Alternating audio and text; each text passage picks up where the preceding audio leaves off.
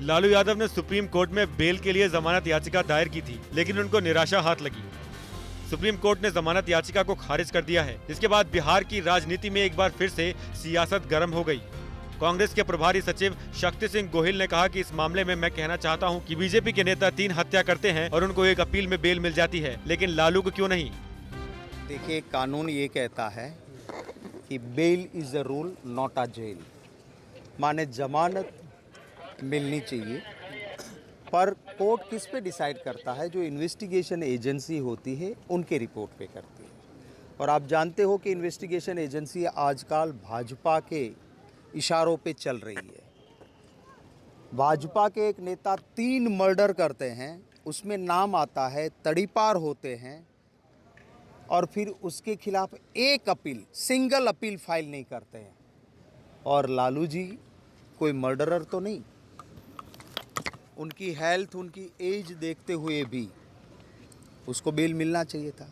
पर investigation agency में court का दोष नहीं मानता हूँ। इन्वेस्टिगेशन एजेंसी आपने कल ही देखा, एफिडेविट जिस तरह से फाइल की गई।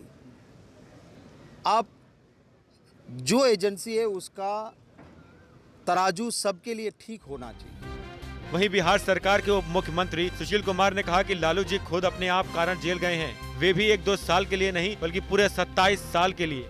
लेकिन लालू जी जेल में रहे या जेल से बाहर रहे, उसे कोई फर्क नहीं पड़ने वाला है। इसके पहले भी जब लालू यादव जेल के बाहर थे और 2014 में धुआंधार प्रचार किया था और कहा था कि नरेंद्र मोदी को किसी कीमत पर प्रधानमंत्री नहीं बनने देंगे, तो भी केवल 4 सीट जीत पाए थे और एनडीए गठबंधन 31 सीट जीता था। उसके पहले 2009 के लोकसभा चुनाव के अंदर भी लालू यादव केवल 4 सीट जीत पाए।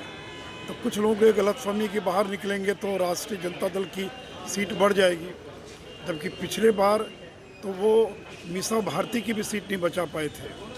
और 2009 में धुआंधार प्रचार के बावजूद राबड़ी देवी भी सारण से चुनाव हार गई थी। इसलिए लालू यादव को बेल मिलता है कि नहीं मिलता, ये तो सुप्रीम कोर्ट को फैसला करना है।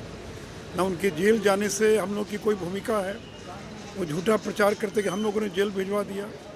कोई किसी को जेल भिजवा सकता है क्या? साथ ही साथ बिहार सरकार के पथ निर्माण मंत्री नंद किशोर यादव ने कहा कि आरजेडी कांग्रेस के लोग देश के संवैधानिक संस्था के खिलाफ बोलना चाहते हैं। आरजेडी संविधान को ध्वस्त करना चाहती है। ये सुप्रीम कोर्ट का निर्णय है और सुप्रीम कोर्ट बीजेपी के कहने पर नहीं चलती है। उसी सुप्रीम कोर्ट ने केंद्र सरकार के खिलाफ भी टिप्पणियां की हैं। तो ये लोग, ये जो आरजेडी कांग्रेस के लोग हैं, ये देश के संवैधानिक संस्थाओं के खिलाफ बोलना चाहते हैं, उसको ध्वस्त करना चाहते हैं।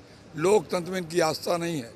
न्याय का सम्मान होना चाहिए, न्याय निर्णय का सम्मान होना चाहिए। चारा घोटाले मामले में जेल की सजा काट रहे लालू यादव को सुप्रीम कोर्ट से बड़ा झटका लगा है। सुप्रीम कोर्ट ने लालू यादव की जमानत याचिका खारिज कर दी। लालू यादव ने स्वास्थ्य के आधार पर बेल की मांग की थी। सुप्रीम कोर्ट के फैसले से साफ हो गया कि लालू यादव को जेल में ही रहना पड़ेगा। फिलहाल वो रांची के रिम्स में इलाज करा रहे हैं। आरजेडी अध्यक्ष लालू यादव के छोटे बेटे तेजस्वी यादव ने भी कहा था कि लालू यादव का ठीक से इलाज नहीं किया जा रहा है।